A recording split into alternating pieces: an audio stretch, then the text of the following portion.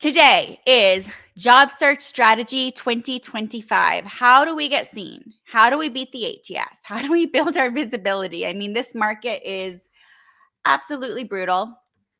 So let's talk about that really quick, though. For those of you who are first timers here and don't know me, I am Elizabeth. I'm a strategic visibility expert. I am a PM coach and a PM coach. I've been in PM or in program and project management for over 16 years, working across startups and Fortune 500s and FANG companies.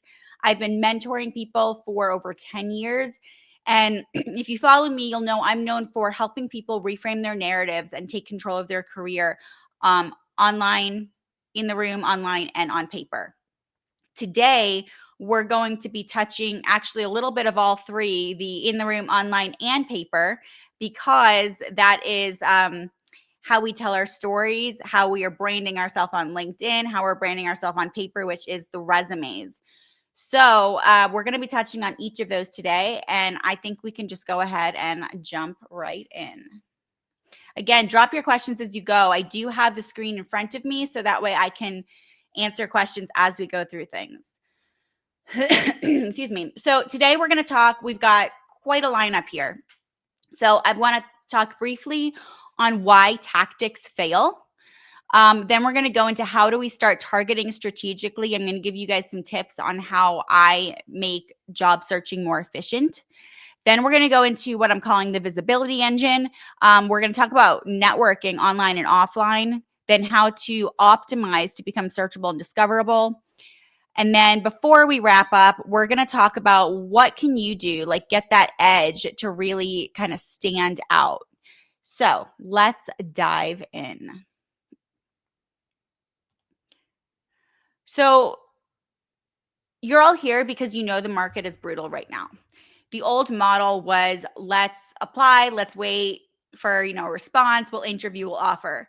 But now it takes so much more to do than that. We have to network. We have to become visible. We have to offer proof of our value. And that means we have to also warm up our audience. And our audience are our recruiters and our hiring managers, and even all of you who are on the calls today, because you guys help us build visibility. So every one of you in the room, I want to make sure you drop your LinkedIn profile. If you guys are in the same industry, I want you to follow each other, because our thought leadership posts, everything we do, how we connect with each other, all helps us get seen. So we get to help each other. Now, as you know, most jobs today are filled with referrals or being visibility. It's not as easy to get the cold applications. That's why it's an influence game. That's why I'm saying connect with each other. Recruiters are using social signals like the LinkedIn activity and thought leadership posts, recommendations. So networking is a strategy. It's not small talk. Like if you're connecting with each other, be really engaging, add thoughtful, insightful comments, because you're not really applying for jobs. You're trying to apply to be visible. And it is a long game these days. And I'm going to show you how to get the edge as we go through this. And I see we've gotten even more people. Welcome as you come in. So the new game, we're going from applying nonstop to positioning ourselves. And that comes from understanding the audience. So when you're applying, what do people want to see? Who is your audience? Who are your buyers? Well, recruiters are looking for fit and alignment. And that means we need to think about our keywords and our quantitative impact. Hiring managers want problem solvers. So they want to see outcomes and reliability, things like thought leadership. Basically a hiring manager is saying, how are they going to make my job easier? So how do you solve problems for them? So when we build content, when we write, and when I say build content, I'm not just talking about on LinkedIn. I'm also talking about in our resumes. We need to think about that, the keywords and our quantitative impact, like driving 30% efficiency and solving problems for hiring managers. We need that take on everything that we present to the world. And so we want to update all of our content to align to that. So let's talk a little bit about some strategy and tactics. So to start off with, you guys have probably heard the right time, right place, right message, right audience, right? So to start off with, we're talking about strategic targeting and we're looking at the right time. So this may be some information you know, but I have some tips to help make this probably a little bit easier for you. At least it works for me and it's worked for several of my clients. So, hiring windows are slower. So, first of all, it's a reminder to pace yourself. A lot of people knock out resumes nonstop, but if they're not optimized, and we'll get to that, it's really like you'll get passed over by ATS. So, here's what I like to do as a tip is first of all, I like to set a routine where every single day I want you to set a fixed time, like within the 24-hour time period, set a fixed time to look for jobs and save the jobs that you're interested in. I consider it like a two-phase review. Do an initial scan, scroll through, be like, yeah, that looks good, save it, save it, save it. And then go back as a secondary review and filter it out for is it the right qualifications? Is it the right location? Is it going to require travel? Maybe you don't want to travel, maybe you do. So I like to just do that kind of two-phased review and then prioritize the applications. First, prioritize every single job that is listed that same day. So always prioritize the most recent postings because you have this golden window right now where you have a better chance if you submit applications within the first 1.5 to 2 days of posting um, to get that maximum visibilities. Because this day and age, there's so much going on. Recruiters often are cutting off a certain number of candidates. Like after they get a certain number of candidates applying, they're cutting it off.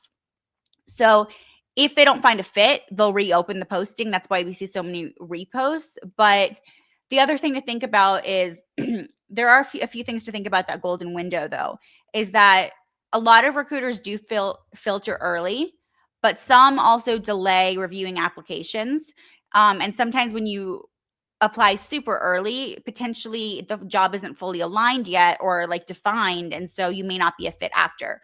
So the golden window, while it's kind of a rule of thumb, it's not like there's not flexibility on either end. Let me know if that makes sense. Let me know if you have questions as we go through. So we talked about the right time. Let's talk about the right role. So, like I mentioned, blanket applying is not effective anymore because we have to be so specific with our keywords and the problems we're solving. Roles are also evolving more these days into being hybrid. They're less remote only. So when we're targeting applications for a better chance, we want to make sure we're a strong fit. Again, with that golden window, we really want to apply only to the ones we're a really strong fit for. So you want to match every single bullet that says is required experience. And I would say 80 to 90% of the like to haves you probably also want to fit. Otherwise, it may not be worth it. Also, a lot of employers these days, especially with AI, are emphasizing skill-based matching over this precise job titles. So if you don't have that exact job title, that's okay. You may be acting as that type of role. If you have the skills, apply. That's what's important. And also, unfortunately, you have to maintain some adaptability. And that means that you might need to consider lateral moves where our goals are often to move up, but we might need to take on the same role that we're in. We might need to be flexible in that location. I mean, I would love to be remote all the time, but sometimes that may not be possible. We also might want to explore other options like contracts or fractional work, and fractional work is part time. And there's a lot of contracts to hire, but it's a way to get into the door where a company isn't like fully committing to you, but you get a job, you get in the door, you get to show your value and your worth, and then they can hire you on full time. All right, what are you guys thinking? Is this helpful so far? I'd love to see stuff in the comments, like or love or ask questions. I want to hear about it. Okay. So next up for strategic targeting is the right platform. So when it comes to the platforms you're searching, there are a lot of aggregator tool searches that you can totally use. I do like to sometimes look at Google's, like the Google jobs, because it pulls everything from all over the place, but it's kind of clunky. But the other problem with it is a lot of these jobs, they're duplicates. So you have to be careful of that duplication. Personally, in the end, I normally do use LinkedIn because it has pretty much everything. I'll look at other jobs, I'll save them, I'll see if they're real, if they're still existing. But a lot of the times there's duplication across things like Glassdoor and Indeed and LinkedIn and Google and everything like that. Another thing to be aware of is when you apply, in easy apply is super tempting. But if you're on LinkedIn and you want to click that, first see if the company has the role on their actual company and apply through that instead. That is the better way to go. You're avoiding third party tooling that could also potentially strip you out. So definitely focus on going direct if you're able to. Also, the thing about company websites is sometimes companies post the hidden roles only on their website because they're required to, or they only invite applicants via referral. So avoiding the third party sites where you actually apply could also add some benefit. All right. So let's go and talk about optimization before we get into the whole networking piece of it. So, optimization is so important. We cannot do a one size fits all resume anymore. It just doesn't work because jobs aren't just looking for keywords, they're looking for context. So, how you write your bullet points, how you write on your LinkedIn, all of that, it has to be optimized for the specific role because the same emphasis of keywords may not be on one role where it is another. And then additionally, that context of how you're placing it, how you're using it to show the value you provide, that is super, super important. Um, Also, when we think about optimizing for, yeah, so Bernard just wrote that 100 people applied doesn't mean that 100 people applied. It means that 100 people clicked on that link. So absolutely, that's absolutely true. Thank you for flagging that, Bernard. So for the optimizing, the other thing we want to think about is we're not just optimizing for application or the ATS, we're also optimizing for human eyes. So we really want to make sure that we're always guiding the reader's eyes to the most impressive qualifications and be thoughtful in how we design our resume. We want to avoid vague descriptions and have specific measurable outcomes. Again, customized for everything. And then here's the thing not everyone knows is LinkedIn search is actually also based on relevance. So keywords matter, SEO matters in LinkedIn. You still want to place your keywords strategically in your banner and your headline and your experience, but you also still want to use that quantitative impact. You want to show your immediate value. So that means don't just put project manager who helps, manage stakeholders. Put project manager driving $500 million programs and 30% efficiency across initiatives. Add measurable impact. Show your value immediately. All right. So now we get into the nitty gritty real stuff here. Okay. You guys know this is a long game. So let's talk about how we can kind of start working through that. And then I'll show you also before we wrap up, we'll be showing you how we dig into like how we stand out. So, first of all, we should treat this as a sales process. Okay. So, when we think about when we're selling something, we have to think about who our different audiences are. And I already talked about recruiters look for one thing and hiring managers look for another. So do our peers. So the people on this call, and that's why I say keep posting your LinkedIn, which you guys are, which is great. The people that we connect with, every time we like or share or comment on each other's posts, we're making it visible to more and more people. So it's important to think about who your audience is. So for recruiters, like I said, that's going to be your keywords and that's your outcomes. Your hiring managers are your um, what problems can we solve? What is our value that we bring? How do we make their job easier? So that could be thought leadership, posts, managing a lot of cross-functional teams at once and driving clarity. And then the peers, the people who are on this call, you guys like to be educated. You also like to be inspired. So you're talking to a lot of different people at once, but we want to make sure we're honed in on what we're talking about. So again, who we're messaging, what our messages to different audiences is important. And we can test that and play with it and see what gets traction. So, something else to think about is what I'm calling pre applying.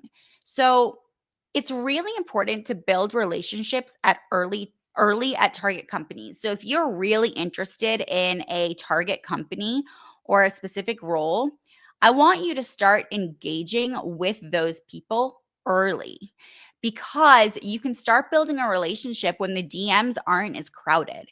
Think about it like this. And You never know when someone is being put on a PIP.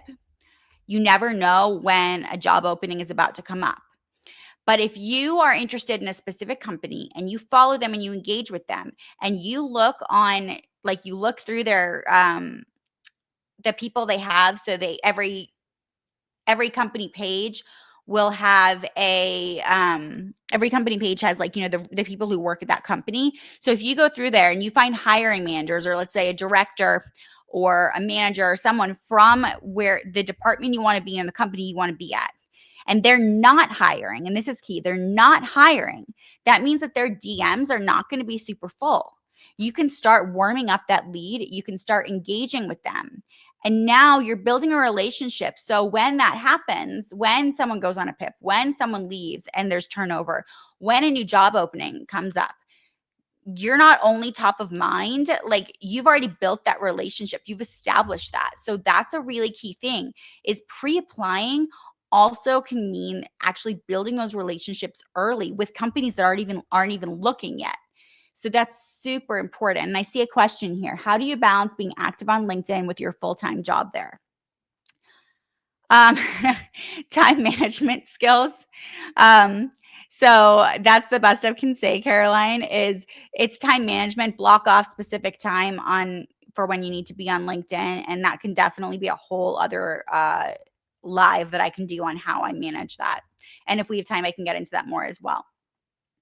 So next up is to define your opportunity lanes. So again, this is about positioning. You actually need to narrow in on your niche and really be very specific about who you want to be seen by. So don't just be a project manager for any industry, right? I want you to hone in and know who you're talking about. Um, or who you're targeting. So you define the titles and levels that you're trying to reach. You can define exactly what skills would deliver the most impact and what companies are aligned with your goals and values. And that helps you with that pre-application. That helps you become visible. That helps you target your posts and messaging to that specific audience and to those specific needs. Another question from Garon. Would you advise to emphasize building relationships with recruiters within the target company or with people in any kind of roles within the firm? Building relationships with recruiters is always a good idea, but I think it can feel a little salesy if you do that, if your only goal is to get a job. So, what I like to do is see which recruiters are active on LinkedIn and start engaging on their posts, warm up that lead. So then you can reach out to them in DM and be like, I'm loving your content. I'd love to talk to you. I'd love to hear about the company. Don't ever make it about I want a job. Make it about I'd love to hear about the company. And the same thing with the people who are in the roles that you're interested in. Start warming it up. Now, if they don't ever post, let's say they never post, there's nothing to warm up, you just find them on LinkedIn, then you're going to DM them and you're going to ask about the company. Be like, I'm really interested in the company. I see you're in the division that I'm interested in, and I would love to hear about the culture. I'd love if you could share anything. I know your time is valuable, so totally understand if you can't. But now you're not offering, at this point, you're not selling yourself. You're saying, I'd like to learn about this company. I'm really interested, and I'm really interested in what that department is like and things like that. So you are asking for something first, but you're not selling yourself first. So again, if they post, engage with them that way before you DM. If they never post, then come at it from the angle of, I've really been interested in this company. I really align with the values. I'd love to hear about the department if you're open, because I'm thinking about applying eventually, or just getting some insight. Cool. Oh, and that takes us to be intentional. So the be intentional, start by following and engaging, excuse me, regularly with 10 to 15 recruiters, target companies, and peers or leaders. So again, exactly what I just said. Start engaging with their posts. Start DMing them. Start building those connections. And I want to read Matthew's comment here. He says, "Oops, where'd it go? I just lost it. Oh no, did he delete it? I think, Matthew, you deleted it. It was something about balancing on LinkedIn. I think you deleted it, so I can't answer that question. Oh, wait, nope, it's back. To balance LinkedIn with a full-time job, start by defining your purpose, whether it's networking, sharing expertise, or building your brand. Limit your daily engagement to 5 to 10 minutes for quick interactions and reserve 30 to 60 minutes for posting and replying to messages. Monthly, spend 1 to 2 hours creating deeper content. Yeah, content calendars are really important as well. I think if I probably spend, I'd say minimum spend 30 minutes to an hour a day on LinkedIn. Create your call and then create your content calendars over the weekend and build all your posts so they're ready to go. Engagement is really important. So again, just make sure you're really positioning yourself to the right audiences, which is what this whole page was about. Awesome. So let's jump to the next page or the next slide.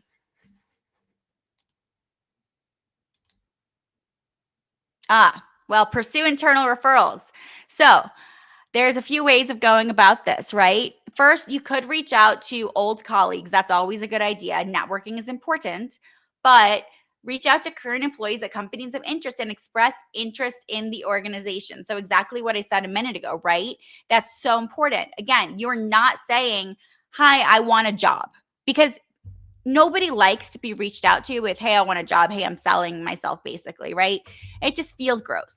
So you want to position yourself where you're offering value. Again, if they have posts, comment there first before you reach out to them and offer them a compliment and say, "I'd love to dig deeper." If they don't, express interest in their work, express interest in their company, their department, the work they've been putting out. All of that is super important. I'm seeing people put their LinkedIn in here. Thank you. I love that, you guys. Like I said, it's a long game. It's networking, it's connection. So I love that you're doing that. Awesome. Okay. So then professional and brand presence. So again, we've talked about this, but position yourself as a thought leader. I want you to share insights through posts and articles. So start feeling comfortable connecting or posting. And if you're not comfortable posting, find a post that really resonates, repost it, and just put a thought in there that says, "I connect with this. I've been through the same thing. Here's what we found out." So you don't have to create original posts yet, but provide thoughtful comments. And again, develop those connections. And another thing to do is start participating in online events like this one, webinars, and discussions when hiring managers are gathering. Okay, let's talk about something not everyone knows. There are a few things not everyone knows in here. First of all, there are some better ways to enhance your LinkedIn search strategy. First off, so on the top of LinkedIn, you've got the search bar. And you can type in project manager, or program manager, or whatever, scrum master, whatever role you're looking for, right? And then you can search for that role at the top. And then before hitting enter, you can click see all results. Although if you just hit enter, I think you can still choose to see posts. But if you choose posts and not jobs, you're going to see a lot of hiring announcements for the exact job title that you are looking for. And that's really important because sometimes they may not have been posted yet on the company site, but it's also telling you exactly who's posting that job and who to contact. So that's one way to be able to engage directly with hiring managers or recruiters and commenting thoughtfully. And if they're posting jobs that you're interested in, it means they're probably the recruiter or hiring manager for project management or product or whatever department you're in, right? And so now you can start building a relationship with them. It's telling you exactly who to start connecting with. I've got a comment from Noah. It says, "Good tips. Thank you. If possible, build authentic relationships and trust before you need a job or have to ask." Exactly. Attend industry events, capture every outcome in the work you've done, and do it in terms to value delivered and be authentic. Absolutely. Matthew says online events are vital for your growth and development. They 100% are. And then we've got Zahir. I love that you guys are commenting. Thank you. On PMO transformation strategy, what trends or leadership capabilities are most in demand for driving enterprise-wide change in today's market? I will answer that high level and then remind me again at the end, just because I don't want to veer too off track. But in terms of capabilities, and actually, by the way, Noah's going to be really good at answering this for you too, because he's a PMO leader. But if a PMO is trying to transform, they have to manage change, which also means earning trust within teams. They're building operations, so driving efficiency improvements through processes, navigating across different stakeholders. So those are a couple of things just to start with. But I'm gonna let Noah answer that one in the meantime because he is a a PMO leader specifically, and he can tell you exactly that answer. So, all right. So let's jump in. Thanks, Justin. All right. So moving on. Haha. Not everyone knows this one either, and I love it. Okay. So have you guys considered leveraging LinkedIn groups as a search strategy? So LinkedIn groups can actually be a gold mine for job seekers because, well, first of all, it gives you access to recruiters. So you know how in LinkedIn sometimes you have to use the you get the premium messages, the like 5 to 10 or whatever your account is, you premium messages. If you're in a group, you don't, first of all, you can comment, you can reach out to that person who posted it directly, and you don't have to worry about using one of those premium messages. But if you join 3 to 5 specific industry specific groups related to your target industry, that's where a lot of the recruiters actually post first. And there are also a lot of groups out there that have like dedicated job postings. It gives you that direct recruiter access, like I said a minute ago. So it allows you to message them directly, even without that premium account. And it also can reduce competition because if they're posting there first, right? And you get to jump in sooner, and you can typically group job postings will actually receive fewer applications than those on the job boards. Again, it also is now giving you a chance to meaningfully engage with the group, with the hiring managers, with the recruiters before you even post. So it's not just about joining there to be able to respond and see what the job posting is, but joining the groups and posting there, because now you get direct eyes on you from those recruiters and hiring managers. And that's another thing. When you think about posting on LinkedIn, right? When you post on LinkedIn, it goes directly to your first connections. If your first connections comment or like, then it goes to their first connections, and then it continues. But if you post in a group, anyone who is in that group, it gets fed to them. So it gets you more eyes on your thought leadership, which is so important. So really, you want to engage meaningfully. You want to post in there. Then also, there's also university and previous employer groups that will share roles that are specifically seeking candidates with your background. I see more comments. So Justin says, when you are affiliated with the same LI groups, you can connect faster, increase your visibility, and people are more inclined to a coffee chat. Absolutely. I think Justin's gone. He says bye. And then notification settings. Let's configure your settings to receive alerts when new job discussions are being posted in your groups. These are all really good ideas, but honestly, getting into groups is a great way to get seen by recruiters and hiring managers and also connect with them as well, especially if you don't have premium. All right. Now let's leave LinkedIn for a minute. I know LinkedIn is important, but let's leave LinkedIn for a second and let's start expanding our reach, okay? So there's other access that isn't as widely advertised. So, and some of you guys mentioned this already. Industry conferences and events, professional associations, community meetups. There are specialized Slack communities. I'm actually in some of them that are because for entrepreneurs in like Colorado, right? I'm in part of those, and they post job postings in there too. It's not just about connecting with other entrepreneurs. It's also about posting. They also post jobs. I mean, it's connection, it's building. So Slack, there are specialized Slack communities. We can also move to other social media platforms, and hopefully LinkedIn doesn't cancel me for saying that. But if we move to subreddits, right? Or we move to Twitter or even Insta, they're all different. All different platforms have different curated lists that you can join. And then let's not forget alumni networks if you have that option to you. I see in other comments. Let's see. Instead of broad LinkedIn searches, join, the niche groups that align with your interests, like the systems engineering, project management, or leadership. These groups often contain curated discussions, job postings, and shared resources. See, you guys are totally speaking my language, guys. I love it. You're pulling out my points before I even get to say them, which is fantastic. So thank you, everyone, for that. And Dipendra, hello. All right. Can I share some group links? Yeah, I can comment some, but if you also just go up to for me, I have to click on for business to have a premium account, but up top of the search bar, maybe someone who doesn't have a business premium account can say where that is. You should see groups, and you can just type in project management or engineering or whatever you're looking for. Okay. Now, here's some stuff that's starting to trend that I want to talk about. So, how do you get an edge in this? Beyond everything we've talked about, how do you get an edge? And if you guys are finding this helpful right now, please let me know, like, comment. I would love to know that. If you have specific questions, again, please feel free to ask them. You can see I'm trying to answer them as I go through. All right. All right. So, the first one, how do we stand out and get hired faster? So, I'm going to suggest video cover letters with a caveat to be careful and selective of when you use them. It's an interesting way to highlight your personality and your communication skills. But do know that some recruiters actually do prefer traditional applications. So just be selective of when you're doing that.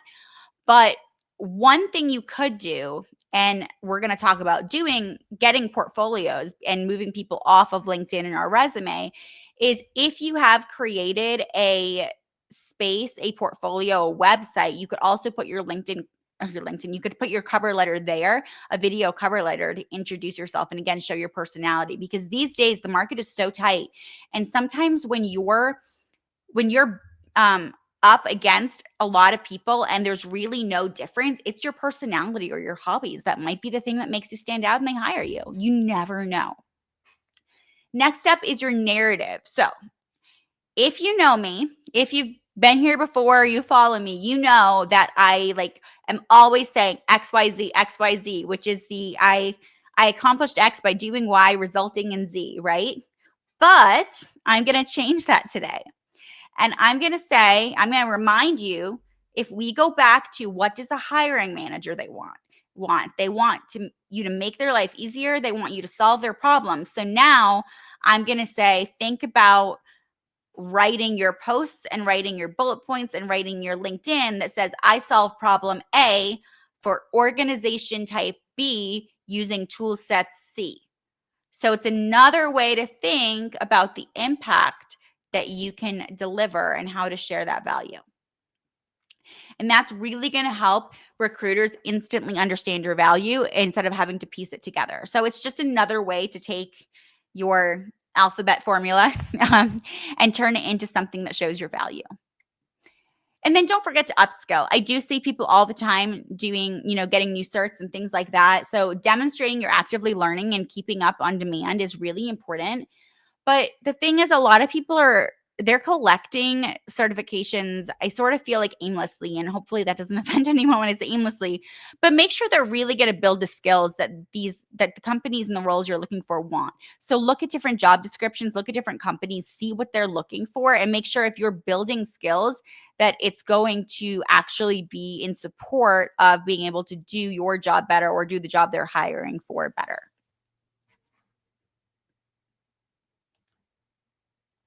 Okay. What else can we do to stand out? So, skill validation. So, this goes back to, can you create portfolios? Can you create an online portfolio or a website where you can publish case studies, have GitHub repos, showcase blogs? So, again, start showing proof and not just claims, because our resume is basically claims, right? Of we do this, we provide this impact. But if you can start demonstrating that, like proof of that. So influence without authority is demonstrating proof through data, through earning trust, right? So when you can show proof, that's going to help earn trust. That's going to show data. And that's really important and can make you stand out. Oh, good. No, it's responding. Okay. So another thing to think about is we do need to prepare for a long cycle. We do need to prepare for ghosting. And we also should think about, as part of this long cycle, especially with AI, there are a lot more requests for virtual assessments like simulations or presentations. So I'm reminding you to have backup plans. I know that's easier said than done. I want you to understand that you try not to take rejections personally. I know it's hard, or silence personally. That is the way of this market, unfortunately. And then understand that people are being asked to do case studies or presentations. Now I'm going to dig into this for a second, because yes, with AI, a lot of people are asking you to do these types of things to see what you can actually do. Or more people are asking. But if you feel like they're just asking for free work, because sometimes they do that, that's a different story. And you need to kind of use your judgment to identify what you think is the case when it comes to that. Are they just asking for your skills, or are they asking for free work without pay? It's a whole other topic, but I just kind of wanted to flag that. And I see another question here. So, how are hiring teams evolving their approach to identify top PMO talent, especially when it comes to balancing technical credentials with leadership presence and strategic impact? Curious how you see the role of recruiters shifting in this new landscape. I want to save this answer for my I have a live tomorrow. Yes, I have a live tomorrow with Justin. We have a big announcement. I'm going to be able to get this question directly answered for you. So I'm going to save this questions here, and I'll come back to it if I have time. But this is something that I think I can get answered for you better in another day or so. But if anybody wants to jump in, please do respond to that. And I will also, when I have time to think about that just a little bit more and add a thoughtful response, I will reply to that, your comments here, when we get off this live. Okay. Next up is be intentional with your employer brand. So again, in tight markets, cultural alignment is super important. So you remember I said, if it's you or someone else you're up against, that your hobbies, your personality could make a difference. So could your culture. It really goes with that alignment, right? So if you do research on that company and you see what their values and cultures are, you could slowly add nuances into how you outreach into your posts to signal that you're actually a very good fit for this company. So again, how else can we give you an edge in this long game, right?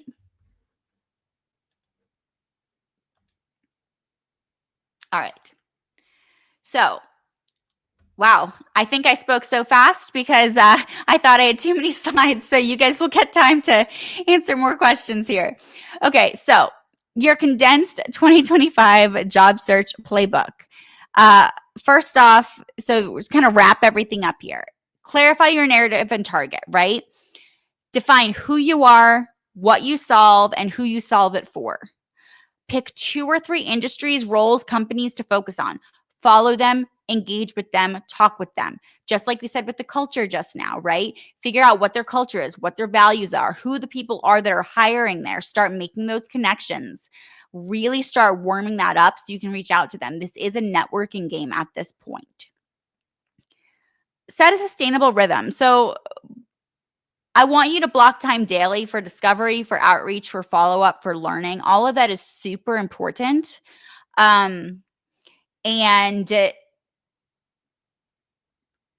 you go back to like my every 24 hours, like those cycles, do certain things, just build a calendar for you.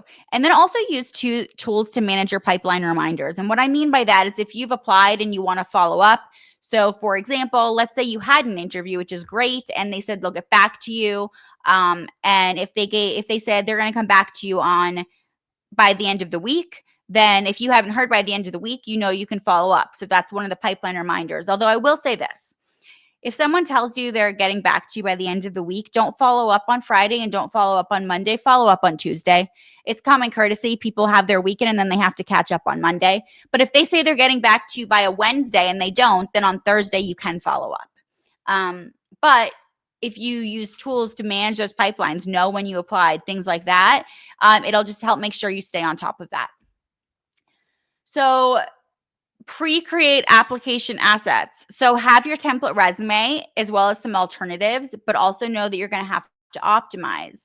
Have your main cover letter, but know you're going to have to optimize that cover letter based on the role. Have standard outreach templates built, different scripts. And I do offer this as part of my framework that I offer. I do offer outreach templates as well, but you can also build some on your own. You can work with ChatGPT and figure out what like a good way to reach out where it's not selling yourself but offering value. There are you can start building out templates and scripts of your own that you can use. Okay.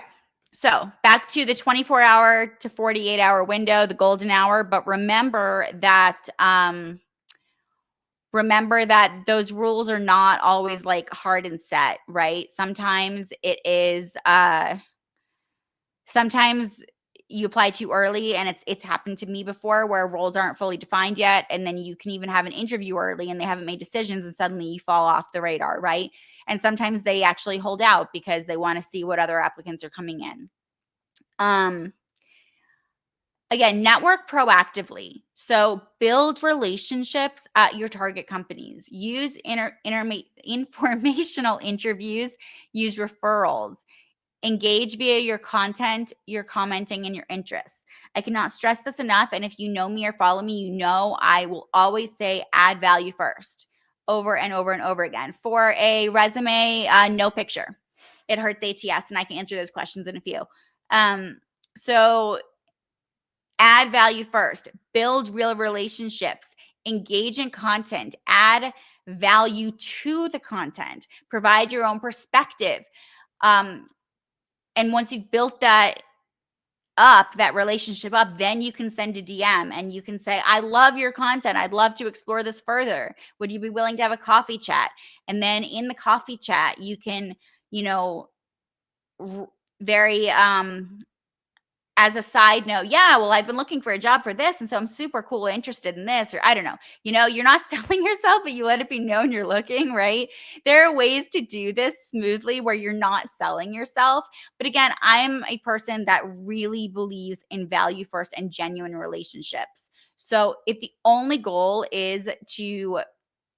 have a is to get a job, you don't want someone to sense that. Actually build a relationship. See if you can stay connected. And that means once you've built it, right?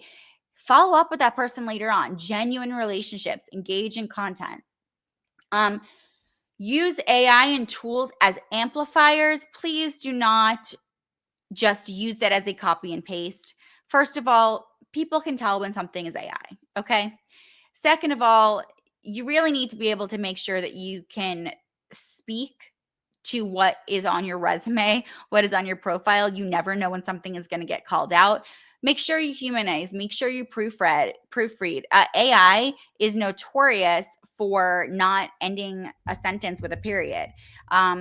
They're just little things like that. I know everyone knows the M dash one, but like it's notorious for certain things, for certain fonts. So be aware of that. And you can also use matching tools to uncover fit. I didn't call this out. It was on a slide previously, I believe, where I want to say it's Indeed or LinkedIn that's rolling out like something called Pathfinder that's helping identify job matching tools. But even LinkedIn has it. They're like top jobs for you or jobs where you'd be the best fit, right? So you can definitely use matching tools to help uncover your fit.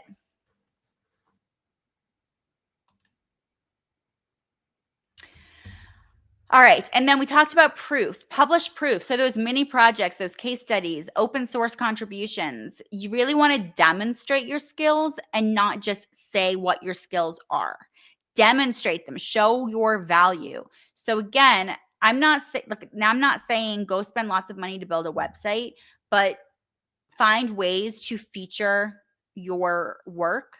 LinkedIn also has a feature section where you can send people to different links, find ways to show those case studies. And you can also do it even through LinkedIn. You can create articles for free that have your case studies and point people to that. So there's free ways to do it, but it's a way to stand out and give you an edge these days. And I think that's becoming more prominent as well.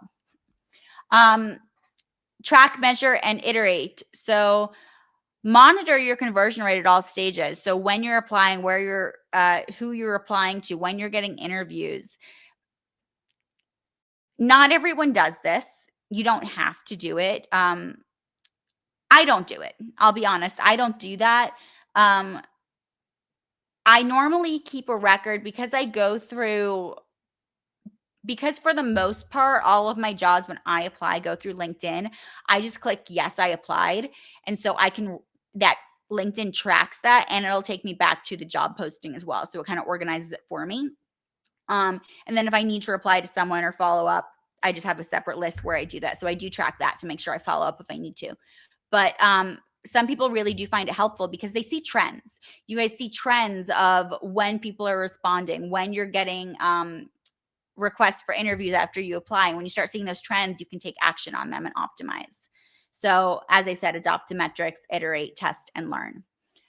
And finally, manage expectations and your resilience. Like I said, this is the long game. There's a lot of ghosting, there's a lot of silence, and it can be really hard and it can be really disheartening. So expect the longer cycles, expect the dead ends, but take breaks, recharge, lean on a support system. Every single one of you in this room today, you guys have been communicating in the comments. You can lean on each other if this is something that interests you. That's what a network's for. That's what building genuine relationships are for. You never know what could come out of them. It could just be a long-term friend or it could be an opportunity. You really don't know. And burnout is a real thing. And burnout with resume writing is a real thing. So take the time to recharge. Like I said, pounding out resumes this day and age, this market is not always the solution, especially because you have to optimize every single one of them. So really making sure you're a good fit. Make sure every single day you're picking the top 3 application or jobs maybe that you're the best fit for that you want to apply for. Make sure you at least get those out. And then you can start again tomorrow. It will burn you out. It will break you. So please find a way to recharge and reset. For me personally, when I need to reset or walk away, and again, if you guys know me, you'll know I've got 3 big dogs. I go spend time with them because one of them puts a little smile on his face, my big monster, and it brings me joy. So even if it's something where you just walk away and go spend time with your family or your friends, it'll help you in this long game. Be resilient and rely on other people to help support you. All right, final thoughts. Like I said, quality over quantity. Tailor your applications versus the massive applications. Self-care. I pretty much just stress this. Sometimes I forget which slides are coming next. Self-care is really important. So just try and be healthy through this. It's really hard. And then be persistent. Stay positive, be persistent. I know it's hard to say stay positive, but do your best. Sometimes the right opportunity takes time to materialize, and that's where it comes back to really positioning yourself. Let's get you in front of the right eyes. You guys leverage those groups. LinkedIn groups are so good for this. So please leverage those groups and just do your best through this. And again, if you guys need help with this, if you guys are looking for help with the resume or LinkedIn brand or whatever, I totally do that. You can come to me. I do offer those services. But the job search game, it's tough. It's really tough. We have a question. Good. Is applying on LinkedIn even still worth the time? What about Easy Apply? Yeah, I do think, I know that there's a mixed bag of answers on is LinkedIn worth the time. I think it is because for executive roles, maybe not as much, but they still put them out there. So, and I have had a lot of real interviews from LinkedIn. So I absolutely think it is still worth it. I would not do the easy apply, like I said, unless you can't like go to the website first and see if you can apply on their actual website. If you can apply there. And if you can't, then you can do the easy apply. Some companies still just do easy apply. I mean, I got to tell you, if I start hiring, right, I'm probably going to do easy apply because I don't have a whole application system. So, especially if they're a startup, they actually may do that because they don't have a different system to do it through. So, think about the company as well. But if you can apply on the company website directly, you always should. And LinkedIn does have the majority of the jobs out there. All right. Wow. I finished early. We've 8 minutes. Who has questions?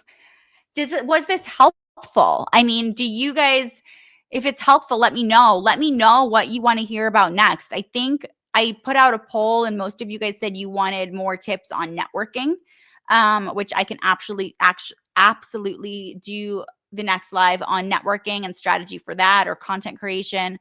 But what other questions do you have? How can I help you? I'm really here to offer you guys value and help you. I love that you guys have been in the comments today and helping each other. Justin says, don't easy apply. don't use Easy Apply or apply to those types of roles. There's very limited filters and you'll not get through the noise fast enough. It's true, but again, think about it. If you can apply directly on the website, do it. Otherwise, I'll say you can put otherwise I'll say you can click on it, but it is harder to get through that way. So we've got to know. I was between jobs for 4 months, applied to over 1,000 jobs on LinkedIn with the CVs tailored to each job requirement and didn't even get one interview. I'd want to see what your resume looks like. I want to know what time window you did. Did you apply, days later? Did you apply like the first day or second day it was posted? So there's a lot of things to think about. I'll tell you, before I moved to my last job, I had applied back in like 2017, 2018. I was applying to jobs and I've still never heard anything. So it's not a fun market right now. So I'd have to see, Bashara, what your resume looks like, and you can totally send it to me and see what jobs you're applying to and things like that. So I could give you better advice on that. I'll also end up doing another LinkedIn Live, a live profile audit and resume audits as well to help people. I think people really liked that. But you guys, thank you so much for joining today. It was so great to get to have you guys here, to get you guys to answer questions. I've loved that I've had a full group of you guys every time. I'm hoping that this helps you guys. I've been speaking to a lot of you. Any questions you have, you can reach out to me at any time. I do answer every single LinkedIn DM. Sometimes it takes me a little bit longer to get to it because they get pretty full, but I respond to every single person. To Justin's comment, he said, referrals are king, but don't just network for referrals. It's horrible, selfish practice. It is, but I'm going to add something to that, Justin. There's a different level of referrals. So referrals, if you're just being put into the system as a referral, like somebody works at that company and they're just throwing you in the system, it probably won't get you super far. What you want is that person to connect you with the hiring manager. That is a real referral that will get you a job interview pretty much the next day. So that is super key. Yes, everyone follow each other. There was a question, send you a CV on which email. Just DM it to me through LinkedIn. LinkedIn is the best way to reach me, is to send that to me. Thank you, Justin, for putting in my LinkedIn as well, since I'm talking to you guys and can't type as much. I will respond to all of your comments throughout today in here. Thank you, Zahir. I appreciate that. You guys, we will have another LinkedIn Live this week or next week. Not this week. Next week or the following. And let me know what you guys are wanting to learn about. I think the next one will not be a deck. The next one will probably be more engaged audience. And then you see Justin typing, he and I have a live tomorrow. I encourage you to attend the live that we have tomorrow evening because we have a huge announcement that's going to help you guys like substantially with career growth and landing new jobs and things like that. So please do attend that if you can. Otherwise, you can catch the live in our feeds. But thank you so much, you guys. This has been amazing. I'm still here to answer any questions for 4 more minutes. You've got me until the top of the hour. Now I'm kind of just talking to keep the airtime going. So please feel free to put comments into here or ask any questions. Yes, you can reach out to me through DM. Thank you for the comments. Thank you for engaging with each other. I've loved it. And I'm loving showing up for you guys every week. So if you're enjoying that, please let me know. Let me know how I can keep supporting you.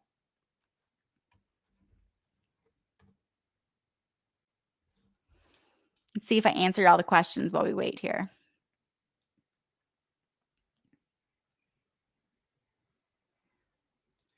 I think I got all of them except for Zahir's, which I'm going to answer later.